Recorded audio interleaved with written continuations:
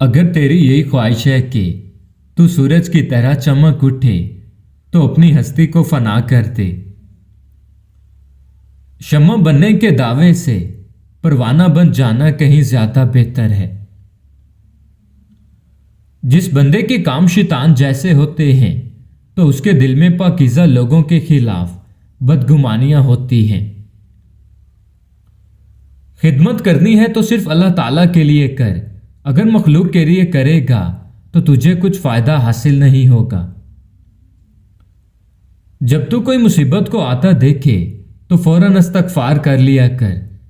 मुसीबत या गम अगर आता भी है तो अल्लाह ताला की तरफ से आता है और तू अपने काम में लगा रहे। याद रखो, दुनिया में जितने भी काम हैं वो सिर्फ हक के ताला की तौफीक से ही होते हैं। अपनी आंखों से जहालत के अंधेरे को खत्म कर ताकि तू जाहिरी आंखों की बिनाई से बच जाए। इंसान चाहे लाख चालाकी से काम ले और लाख तदबीर इख्तियार कर ले, लेकिन इंसान के मुकद्दर में जो लिखा होता है और जो तकदीर के सफ़े पर लिखा होता है वही उसको मिलता है। इसलिए अल्लाह के दिए हुए पर राजी रह और फिर तू असल खुशी से हमकिनार हो जाएगा। याद रख, तेरा नफ्स फाड़ देने वाले शेर से भी ज्यादा खतरनाक है।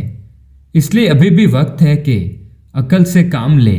नफ्स डसा हुआ पानी नहीं मांगता। ऐ इंसान, जवानी को गनीमत समझ और अल्लाह के हजूर झुक जा और अपने नफ्स की दीवार को गिरा दे।